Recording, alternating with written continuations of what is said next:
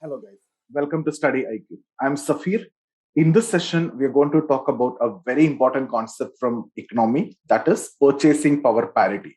Guys, it's a very important topic and they can ask you a conceptual question in prelims and take it very seriously. So just spend around 20 minutes and I'll make you understand what exactly this concept is all about, right? Because you might have seen that we talked about purchasing power parity when we discussed, HDI, IHDI, etc., where we discussed about different indicators, we discussed about different dimensions, and one of the dimensions that we have seen is GNI per capita, taken at purchasing power. Again, when you discuss about this World Bank poverty line, we see that it is also taken based on purchasing power parity. Same way, if you see World Bank and IMF, when they compare the GDP of different countries, they will go for purchasing power parity exchange rate. So purchasing power parity, when we talk about, it is actually nothing but an exchange rate. So just let me write it, the topic here, purchasing power parity. So this is actually an exchange rate, or you will see PPP, right? So it's actually an exchange rate. There are different types of exchange rates. So this is one type of exchange rate. And then you will see later that we have already seen that market exchange rate, which is based on demand supply. So when we calculate here, if based on purchasing power parity, $1 is like 18 rupee. But will you get $1 when you pay 18 rupee? No. If you need to get $1, what you need to do? You need to pay around 74 rupee. When I'm recording this video, the exchange rate is at around 74, 75. So when you watch this video, it may be 80, 90, etc. Because few years back it was around 40, so it is 80 now, 75 now. That means it may increase because dollar is a hard currency and demand for dollar is so high. So when the demand is so high, the price will keep on increasing. When people demanding dollar, the price will keep on increasing. The price of dollar will increase. That's the basic law of demand, and which we already know. But then what is this? Why it is 18? This 18 is what the purchasing power parity exchange rate. This will actually tell you the real worth of dollar. What $1 can buy in US, if you need to buy the same item in India, how much you need to spend. For example, one bottle of Coke. If you need to buy, you need to pay $1 there. It will be like 74, right? $1, if you try to exactly calculate in that rate, it will be 74. But that one can, if you need to buy here, it will be like 30 or 40 rupees in India. So there is a difference. So that shows the real worth of dollar. But when you are asking for dollar, nobody is going to give you for 18 rupee or 19 rupee. You have to pay 74 rupee. That is because of demand supply. The market exchange, the market transactions will take place at demand supply. The purchasing power will tell you the real worth. That is why when we are making comparison of GDPs of different countries, we will go for purchasing power. Guys, I'll show you the GDP of India, GDP of US, and what will happen when it is taken at market exchange rate, and what will happen when it taken at purchasing power. We will be ranked very low if it is taken at market exchange rate, because rupee, we have to divide something like this. And if it is taken at a purchasing power rate, what will happen? We will go to the top, because we just need to divide by 18. When the numerator is high, and the denominator is also like, if denominator is high, it will become so less, right? If it is 18, it is becoming better. That is why we will improve our position when it is taken at purchasing power. We'll discuss about that, but understand this is a exchange rate. This will actually tell you the real worth of money. Then there are different other exchange rates also. We'll be discussing that, rear, near, etc. So this too is very important. Purchasing power, market exchange rate. Market exchange rate is based on demand supply. We'll draw the demand curve, supply curve, and based on that, we'll fix the equilibrium. The price will be fixed at 74, which is something which is based on demand of dollar and supply of dollar. We'll be talking about that, who create demand, who creates supply, and how it is drawn, and everything we'll discuss. So if you see purchasing power, it is the purchasing power of rupee in India and purchasing power of dollar in US. That actual comparison. If you need a definition for this, I'll just write one definition. It is an exchange rate system. Just one line I'll be writing. Exchange rate system under which exchange rates of various countries are determined on the basis of their relative purchasing powers. So exchange rates are determined on the basis of their relative purchasing power in their respective country. In the respective countries. So how purchasing power parity will be measured of dollar and rupee? It will be like what $1 can buy in US, and to buy the same item, how much you have to spend in India. So that is actually the purchasing power. So when I say $1 is 18, what does this mean? Whatever you can buy in US with $1, if you need to buy in India, it will be 18 rupee. But guys, we can't take individual products. We won't get individual products. This is average, right? So we have taken a lot of products. We can't take single products. If you need to get exact calculation, we should be taking all the products also. But is that human? Is that possible? No, we can't take all the products and we can't measure that. At the same time, we can't take single products because you won't get any exact values or anything. You won't get any idea if you take. So what instead we will do is we'll take some common products which are used in both countries, like branded companies with the same quality, right? So that is why just before I've talked about Pepsi or McD burger or Samsung phone or iPhone. These are same companies, same products which are used in different countries, right? These kinds of items will be taken and we will, I'll just show you. So how to calculate this is like in US, let's see what is the price. India, we will see what is the price. Okay. And then we will make a comparison also here, right? So let's talk about Pepsi. So if I need to buy that one bottle of Pepsi, that can that we are talking about, it will cost you $1 in US. But in India, it won't be 74, right? It will be like 30 rupee. So now if you see what is $1, $1 equal to 30 rupee as per this. But is this correct? No. That this will not give you the clear picture. That is the reason why we are not going for only one item. Now, if we need to get the clear picture, we need to go for all the items. But is that possible? No. So what we do is we will take the common things, the most used things, if not most used, the common things which you see in both countries, like McD burger.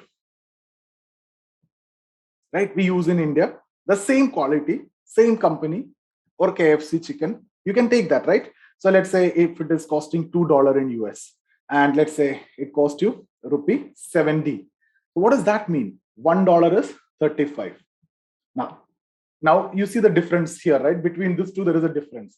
So what we need is we need the average, right? Or same way, let's talk about some bigger value items also, like iPhone, right? Or let's talk about iPhone or Samsung, any phone, right? Which is used in both countries. Let's say $100, right? And let's say here it is around 60,000. Let's mark it as around 60,000. So here $1 will be equal to like 60. So you see that difference, right? You can see the difference in all these. So that is the reason why you add certain things like this, and what you can do is you need to take the final value. Let's say dollar. I'm adding up to all these. I'm taking many things, and I'll be getting around 1 lakh. So $1 lakh I'm spending in US, and to buy the same items in India, let me tell that it will cost you around 18 lakh. Okay. Now this is how this comparison is made, and that means $1 equal to what? 18 rupee. So this is the purchasing power parity exchange rate. So we can't take it by taking only one item, and it is impossible to take all the items. But if you take all the items, you'll get the perfect value. So what we do, this is what you call as sampling, right? So we take the approach of sampling, and we take the common items, important items, where the quantity or the quality are the same in both countries. Both are used in different countries as well. So this is how the purchasing power exchange rate has been arrived at. Now, how can you interpret this? If you need to, if you spend $1 in US, and whatever items you buy with $1 in US, if you need to buy that in India, it will cost you 18 rupee.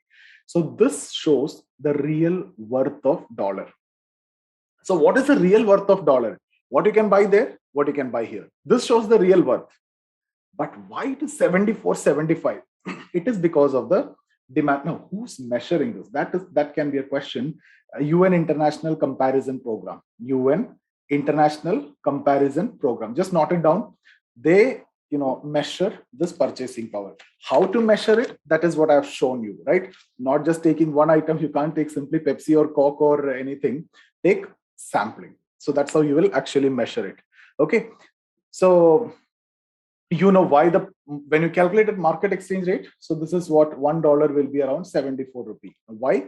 Because the demand of dollar is high. So this price is based on demand supply. It is not fixed, it is floating. So it will keep on changing. It will go to 75, 76, 77 based on the demand supply equations.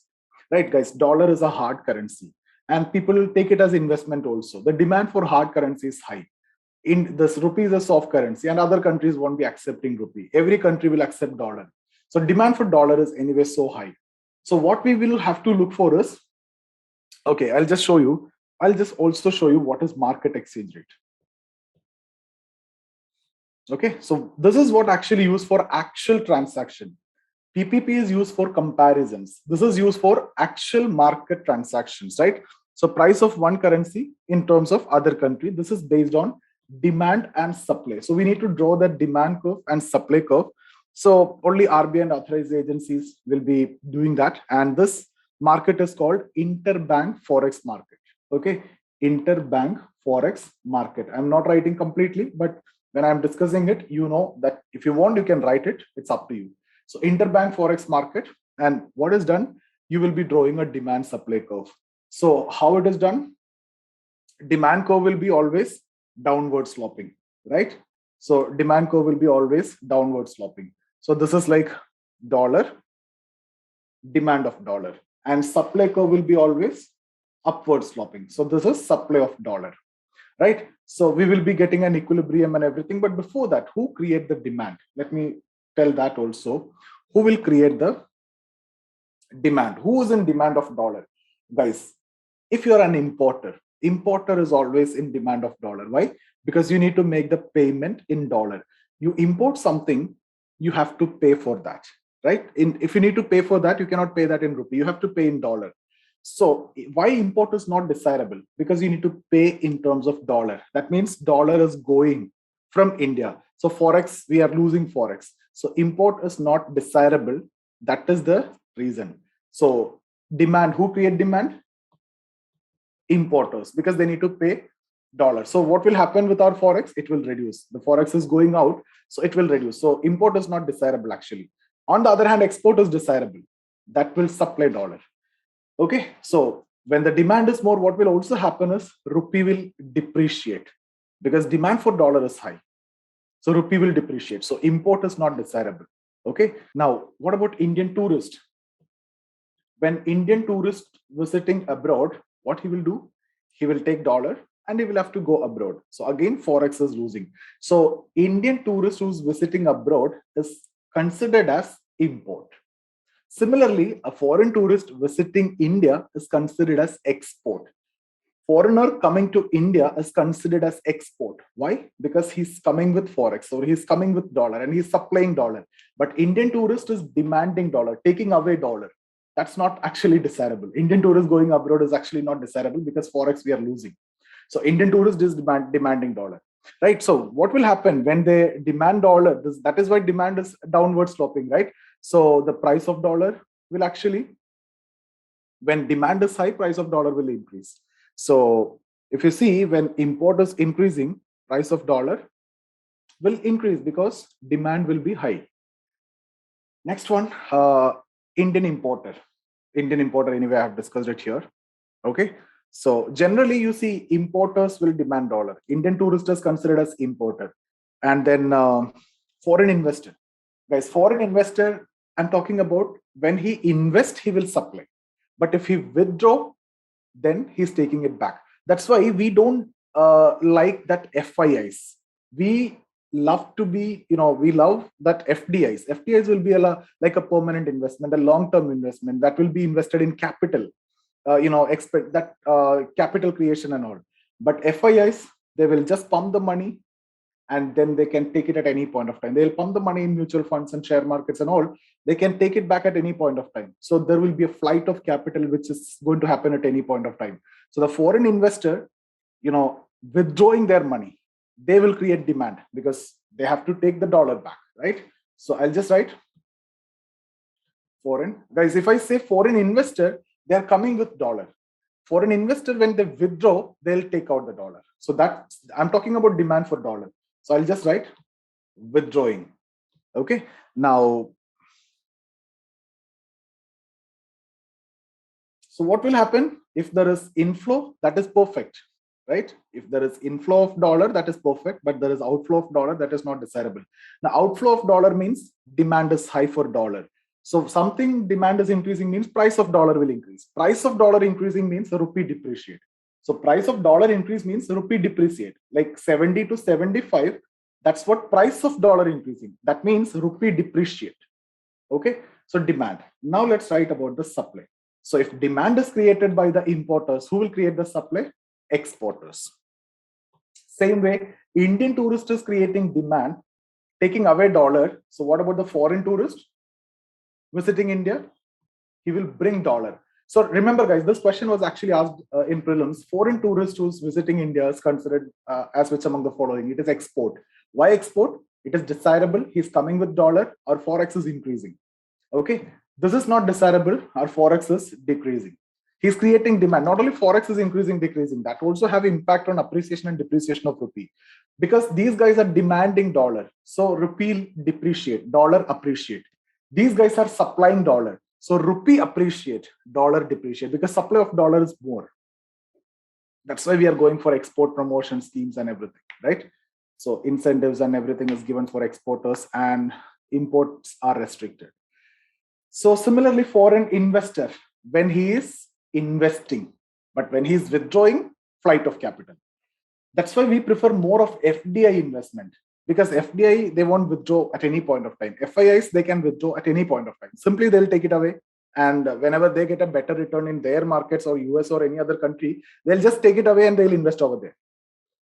Right? So when there is quantitative easing in their country, they'll get a lot of money. Easing is there. And when there is a tapering, it will be taken away. Okay, so that's why we don't like that, Fed tapering. Fed tapering will actually affect us.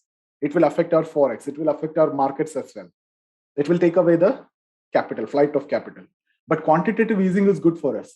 But we are not that happy with quantitative easing, because we know the money will come, the dollar will come, but at any point of time, the tapering will come and it will be taken away also. Okay, so then foreign investments, foreign remittances, right? They will also pump dollar. Okay, so guys, let me go back to the diagram which we are talking about. So demand for dollar, right? Supply of dollar. And what will be on the y-axis? Price of dollar in terms of rupee, right? We need the price here. Price of what? Price of dollar in terms of rupee, because we need that exchange rate. So here it is the quantity of dollar. So this will be fixed. This, based on demand supply, the rate, let's say now is 74. Now guys, imagine the situation. The demand for dollar increased. That means imports increased, or foreign Indian tourists going abroad is increasing, and all the situations are coming. So demand is increasing. When demand increases, what will happen? When demand is increasing, the demand curves shift rightward. We discussed about all these before, right? So the demand curve shift rightward. When the demand curve shift rightward, what is the new equilibrium? This, if supply remain the same, new equilibrium is this. So it will be increased to like 78, 90, like that. So when rupee increase, the price of dollar in terms of rupee increase means dollar appreciate, rupee depreciate. So when demand increase, rupee depreciate. On the other hand, if supply, let's talk about supply. Supply increased. That means I'll shift the supply curve rightward. So this is going to be the curve. So what is the new equilibrium now? This is a new equilibrium. So from 74, it will come down to 67, 65, like that. So price of dollar in terms of rupee decreased. What does that mean? Dollar depreciated. Dollar price have decreased. So dollar depreciated, rupee appreciated. So what is desirable to us? What is desirable is we want rupee to appreciate, not to depreciate. So to appreciate, what need to happen? More should be the export. But guys, if the rupee depreciate, what will happen is see, when I say rupee depreciate, that means 74 to 80. Who will get maximum benefits? The exporters will get maximum benefit. So if there is a depreciation, and that's the reason why China is always devaluing their currency, right? So if rupee depreciating, you are going to get more and more when you export. So exporters will be so happy and they keep on exporting, right? So then that will further lead to incoming of forex. So I hope these points are clear. Why supply curve is upward? Because dollar price increase, so India becomes cheaper for him, and so supply will increase. So that is why supply curve is upward. So somebody who's coming, then India becomes cheaper for him, so more supply will come. Okay. So I hope this is clear. If import increase, I'll just repeat it again. Import increase means they demand more dollar. So the demand for dollar increase. Demand for dollar increase means you have to shift it rightward. So demand for dollar increase, rightward shift. So rate of dollar increase. So rate of dollar increase means dollar appreciate, that lead to rupee depreciate. So that is why we don't want import, because it lead to depreciation of fee. In fact, when rupee depreciate, the other advantages, automatically exports will increase. And guys, everything happens in the market, right? So market will take care of itself. So automatically when rupee depreciate, then if exports will be increased, and over a period of time, it will come back to normal. So that's how things are, revolving around, a minor, that won't be a big drastic change, right? Similarly, if export increase, you think logically, export increase. So that means supply. Because you are exporting, they will pay you in terms of dollar, right? So foreigner coming to India, they will come with dollar. So what will happen? Supply of dollar increase. When supply of dollar increase, supply curve shift rightward. So more the supply, so what will happen? Dollar depreciate. So that lead to rupee appreciation. Okay. So I hope this point is this is what the crux of our discussion on market exchange rate. So now guys, if you see, this is based on market mechanism. What about PPP? PPP, if you see, it will change only based on change in prices. Like now, let's suppose inflation is there in our country. So this equation, whatever we have discussed here, now this year when I've calculated is this, okay. Now next year, if I calculate, in other country, their country, there won't be much inflation, but India, inflation prone country. So this might have, this is rupee, right? This might have increased to 19 lakh now due to inflation, right? Around 7% inflation. So it might have increased to 19 lakh. Now what will happen? $1 equal to 19 rupee. So this PPP will change based on that. Why there is a big difference between market exchange rate and PPP? It is because of demand supply. As I've told you, dollar demand is so high. Dollar is a hard currency and it is acceptable everywhere. Rupee is soft currency. It is not accepted anywhere else in Nepal and these countries. So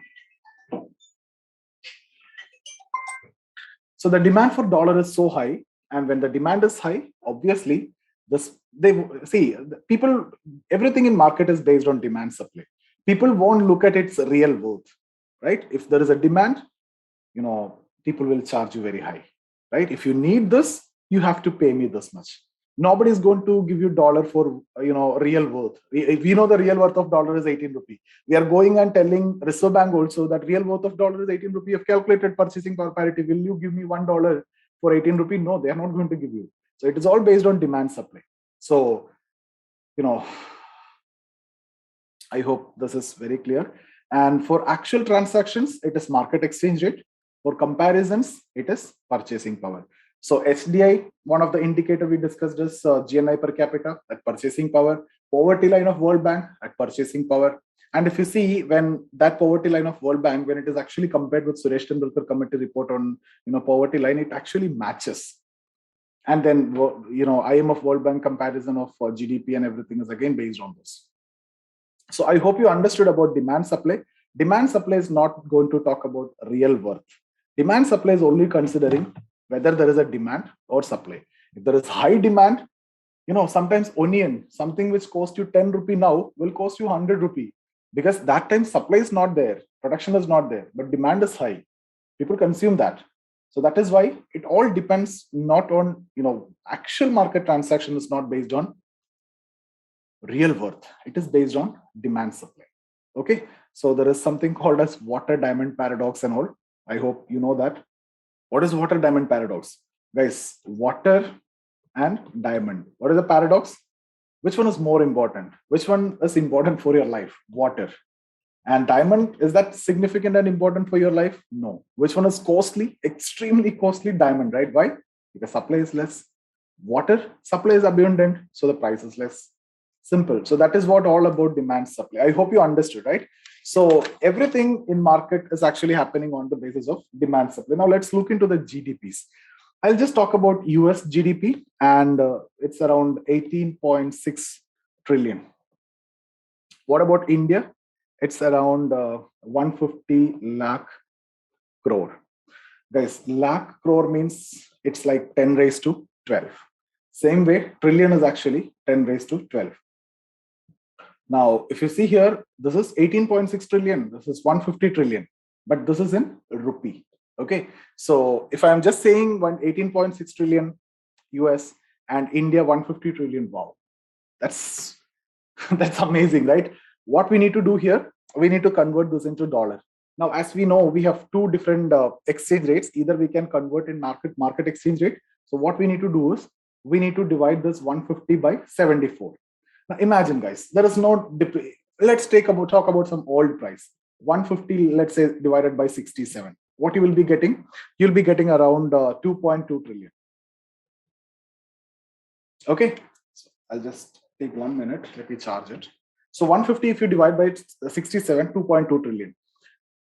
Our GDP is 150 lakh crore. Okay, but when you're dividing at 67, what happened? 2.2 trillion.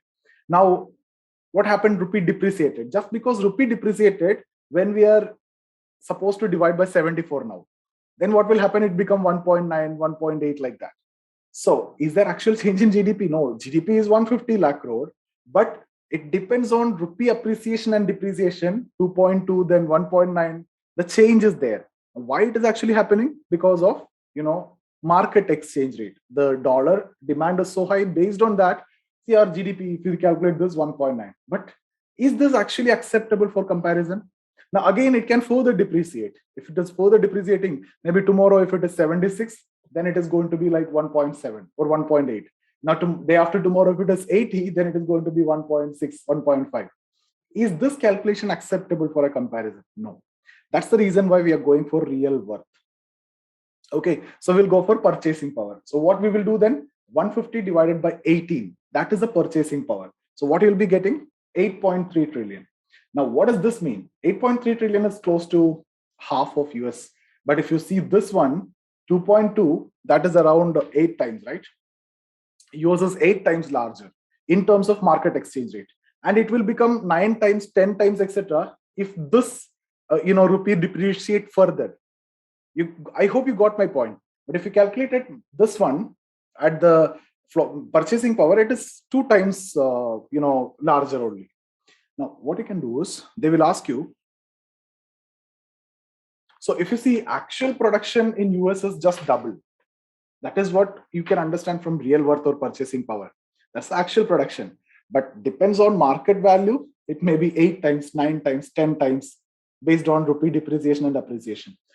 Because they will ask you the ranks, the positions. I'll just show you that as well. I don't have the actual. Let's together search in the internet. So GDP ranks based on PPP. So you can see here, China comes first.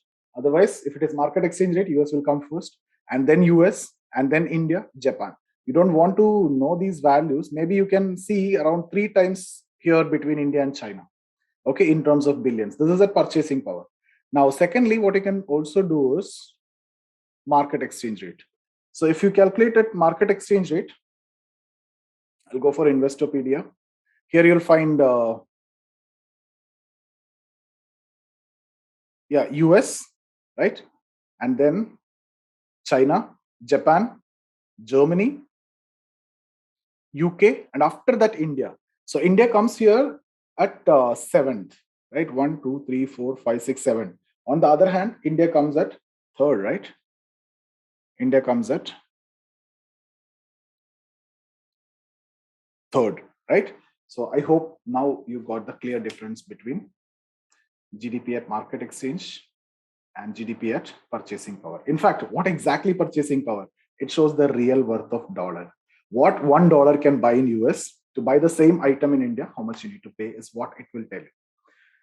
Okay, guys, I hope you enjoyed the session.